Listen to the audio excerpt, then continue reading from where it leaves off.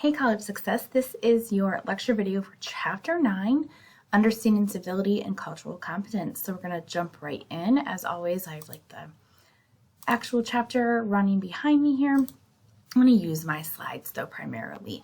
So this chapter talks about mostly about diversity and inclusivity as well as civility, and then you'll see these concepts reflected in your assignments for this chapter as well.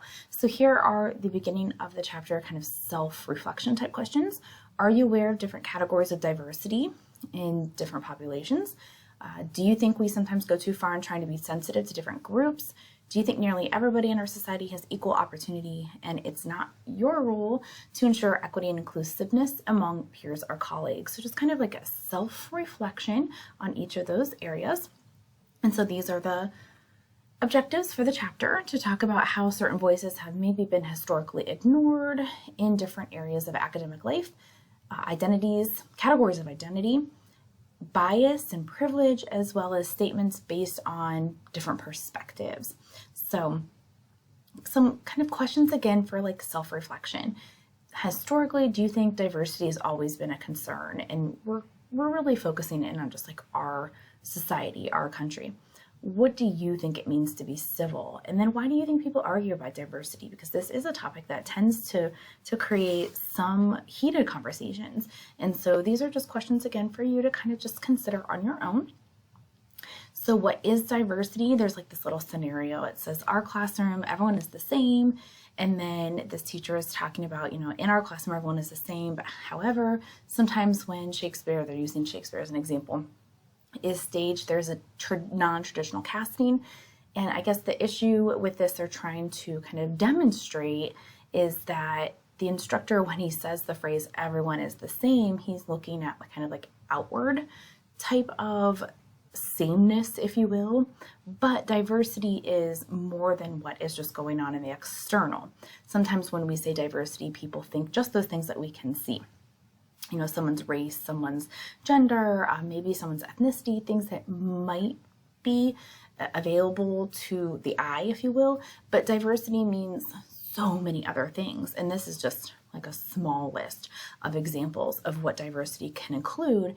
And oftentimes these things are not visible just by looking at someone. And so whenever we talk about diversity, we are trying to make sure that we are being inclusive within our community and not making assumptions about how people identify or what their background is. And this brings into the fact that sometimes our country is called the melting pot because we do have so many different backgrounds that come from different areas of the world to our country. And so diversity matters because we all have different experiences. And again, diversity is not just what we can see on the outside. Every one of us is diverse because we all have different educational backgrounds, socioeconomic backgrounds, veterans, gender, our abilities, our sexual orientation, the language we speak, where we're from, even if we're from the United States, where in the United States, even if we're from Ohio, what part of Ohio, it can be so many things that take into consideration, what is our religion, what is our, again, I don't know that we could create one list because it would just go on and on, all the ways that make every one of us diverse from one another. So part of this chapter does talk about the Americans with Disabilities Act because our different abilities also set us apart and make us diverse from one another. And because of that, sometimes students need different accommodations to ensure that they are having access to the same services as people who may not have those disabilities. And so I like this representation here. Oftentimes you hear these two terms talked about interchangeably, equality and equity. So equality is giving everyone the same thing, which seems a good idea on the surface, right? So here you have different people and each of them are getting the same exact thing when really only one person is benefiting from that, versus equity is giving everyone what they need that's designed for them to be successful. So now you can see everyone is getting what they need to be able to, in this case, a really simple example, ride a bike. It's not necessarily giving anyone an advantage over someone else. It's giving them what they need to be successful to make it equal across the board. So that's a nice, representation of equality versus equity. So when we kind of consider equity, we are trying to make sure that we are including other people, that there is that multiplicity of voices and perspectives and interests all coming together. This is another thing our chapter talks about, the countries becoming more diverse. There are a lot of like projections saying that at a certain point in our country's kind of makeup that we are going to have a majority minority nation, meaning that more than half the population will actually be what's considered ethnic or racial minorities. And so that's something interesting to kind of think about. You know, do you think that's going to make any changes? Is that going to impact how anything is done in terms of like policies or the way people are viewed, or, you know, how is this going to shift anything for our country? One place that we tend to see a lot of kind of focus on with diversity, inclusion, inclusivity is education. And so this really started up back in the 1950s whenever we were seeing these Brown versus Board of Education and similar type things coming out of the Supreme Court to make sure that we were, in fact, including and trying to be equitable for everyone. Here is the chapter part that talks about civility and incivility. So incivility means when people are not necessarily culturally competent or considerate. So someone who maybe makes negative assumptions about other people based on how they look or how they speak, maybe don't have an open mindset.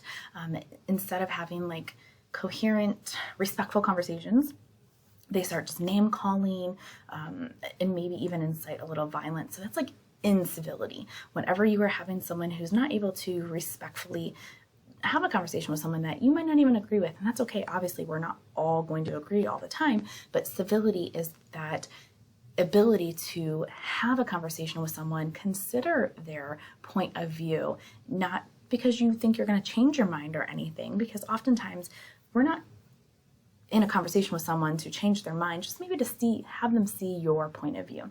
And so here's just kind of a little activity to think about. When you have talked to someone, you could not reach an agreement with them, you know, how did you go about that? Did you shut down communication? Was there any kind of way that you looked at their point of view? Did you end the conversation on a good note, bad note? Here are some other kind of talks about civility and incivility. And civility is something, again, that is hard whenever we are very passionate about a topic. And there's lots of reasons that we get passionate. We have like a personal stake in something. Our faith or cultural practices, our moral or beliefs guide the way we think. And no one's saying that those things are wrong, but we also have to be mindful that, you know, not everyone has the same family background as us. Not everyone has the same religion. Not everyone has the same culture. So whenever we believe something should be, could be, is one way, that doesn't necessarily mean that someone else was raised or believes the same way, and that doesn't make them wrong, you right, or vice versa. So we have to be mindful of that and just be able to have those conversations in a way that's open-minded, flexible, and respectful. And here are just the textbook rules out, or lays out what they say, like rules for a fair debate. So if you're having a debate with someone, especially on these like hot button issues, which typically tend to be either political or religious in nature, you know, you want to avoid those direct insults and personal attacks. Try not to generalize, you know, with extreme examples. Sometimes we want to pull in these very small, like 1 out of 1,000 chance example. That usually doesn't help get our point across very well. We want to make sure we appeal to facts, not our emotions. We want to try to be unbiased when we present our information. We don't want to be stubborn, you know, so those are some good rules for a fair debate. Analysis question, and this will come back when we talk about some of the assignments for this chapter. Have you ever witnessed incivility, maybe in person or something on the news? Something that my face-to-face classes spoke about recently was, you know, the Oscars with Will Smith and how civil was the way that whole situation was handled, not only by Will Smith, but by Chris Rock and by the Academy, and so all the different people involved in that particular situation. Along with in-person civility, we also have to be mindful of our online civility. You know, sometimes we get behind the keyboard and we kind of forget that we are interacting with other people. And so there are still things that we need to do, you know, still treat others with respect, make sure we are being respectful of the differences, especially because you could be talking to someone from a completely different part of the world. And so they have a totally different perspective or understanding of things. And so making sure that you're respecting those differences, taking a minute to think through what you're going to post, and, stand up for yourself when need be. This next section talks about diversity. We dipped a little bit into this. What is diversity in terms of like, what is our identity? How can we identify? So here are some definitions according to the American Psychological Association of what is identity. It's your physical, psychological, and interpersonal characteristics that only you have, no one else has. And it can be your social, your background, your personality, how you see the world. That's how we identify. And it's basically saying like no one else can have our same identity. Our experiences craft who we are and how we see the world and how we identify. Gender being one of the things that we can use to identify ourselves. And I know that's in the news and a lot of conversations lately. And this chapter kind of talks about a little bit of like gender identity and how there is also some intersectionality with, and you can see here, gender, but then look at all of these other ways that we can identify. So these are different, I don't know if you want to call them like subsets of identity. And these are all ways that we could identify. Sometimes, again, we do get stuck on like gender identity or race identity, but there's all these other things that we can't see and how this all combines to make us who we are. Which leads into that diversity landscape, making sure that we are not making assumptions about other people. Microaggressions, whenever a microaggression is whenever you are, and it's not even necessarily aware, you might not even be aware that you're doing these things. Whenever you say or your body language does something that indicates maybe there's a little bit of bias or you're treating someone a little differently because of their background, and how important is it to be aware of diversity in college classrooms? So some things our textbook does go into detail on is making sure that we are not making assumptions. We do not assume that someone believes a certain way or aligns a certain way because of the way they look or maybe a very short conversation. We want to be mindful of our implicit bias, and there is, you can open this and I'll take you to this link right here, implicit bias. We all have this naturally, and you can look here. There are a lot of different examples of ways that we can be implicitly biased, meaning internally we just hold this bias, and it's okay, it's natural. We all have bias. It's when we start to act on it in a negative way that it presents an issue. And so I encourage you, it's not required and I'm not going to see if you did it or not, but I encourage you to look through and just pick one of these. Age, for instance, if you want to do an age bias, it's a little complicated at first. Like it's going to, walk you through like some demographics, and I'm just going to pick, I was born this year. Okay. Well, never mind. I'm not eligible to take that. Let me go back and do that again. Whenever you get in here, there we go. All right, so whenever we get in here, it's going to give you some categories, and this is, again, very specific to age, and it says you're going to use the E and the I in the space bar whenever you're ready to start. And so it's going to have images come up, and it's E for an older person, I for a younger person, and so you're just going to go through and tap that each time, and then eventually it's going to pop up words, and again, it's going to say, like, press E for good, press I for bad. And at the end, it's going to tell you if you have a bias toward that particular, age, race, or whatever it might be. And what you do with that information is totally up to you, but it's an interesting way to see that we do, in fact, have this internal bias, and we need to be mindful. And it's okay, again, as long as we're not acting on it in a negative way. So here are some other conversations about cultural competency, making sure that we are just becoming more aware of these issues.